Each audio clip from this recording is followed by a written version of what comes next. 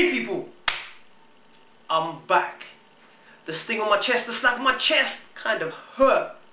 But I just did that to emphasize that I am back.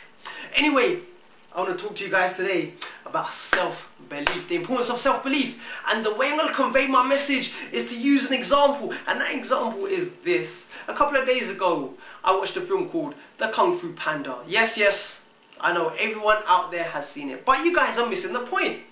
Because there's so many life skills that we can learn from this animation, this great animation, cartoon. If you guys haven't seen it, then I highly recommend get a hard copy, get hold of it. Or if you can't, download it somehow in some way. I don't know, but go out there and see it. And watch it over and over again. Because let me tell you something.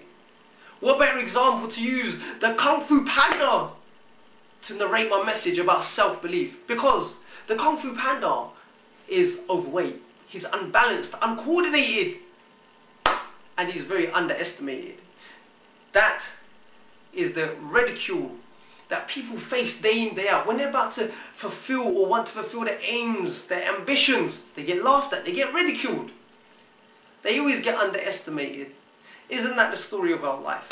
Let me tell you something. Anyway, going back to my story of the Kung Fu Panda, as he was going along the way of his journey to become the Kung Fu Panda, people ridiculed him, even the pros. They said, come on, you're a waste of time, you're mocking us. But I'll tell you what, one person had real self-belief, belief in him, and that was the Grand Master, because the Grand Master selected him to be the chosen one. But the other fighters were like, huh? You? Who are you? Look at you. You're just unbalanced. You're very uncoordinated. You're a klutz. It was a joke. But you know what? The Kung Fu Panda, he himself felt the hurt, the ridicule. But that didn't stop him from trying. Because he gave it his utmost best to try to better himself, to better his techniques. And you know what? Even his father ridiculed him at some point. Even the people who were supposedly on his side said, you know what, I don't know how is he going to become the chosen one, the Kung Fu Panda. Because at that stage, let me tell you something, there was another fierce warrior on the scene. And that was the tiger, I think it was. And he was in prison and he was escaping. And it was about a scroll. The chosen one was to get given this scroll. And this scroll was very sacred. And let me tell you something, the Kung Fu Panda, the Grand Master, and his student, the next master down, handed him the scroll, the Kung Fu Panda, the scroll. And he opened it up and he was startled because there was nothing inside it apart from his own reflection. And that's when, further along the film, his father said to him, son, I have a secret to tell you about the noodles. There is no secret. And at that moment he had a realization and he brought out the scroll. He unfolded it. And he saw himself, the reflection of himself. And he got the message. It's about self-belief. I'm going to stop there at that point because I want to further elaborate. As you well know, I'm not going to spoil the story for those who haven't seen it. But please, by all means, watch it.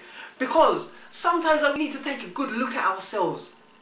Not just up here, but also in the mirror. Physically, where we can actually see ourselves. And reflect.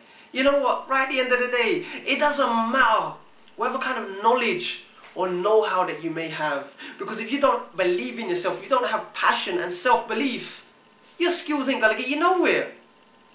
And that is the core. Because earlier on, the Kung Fu Panda's journey, he was acquiring skills, but then he'd come to a halt.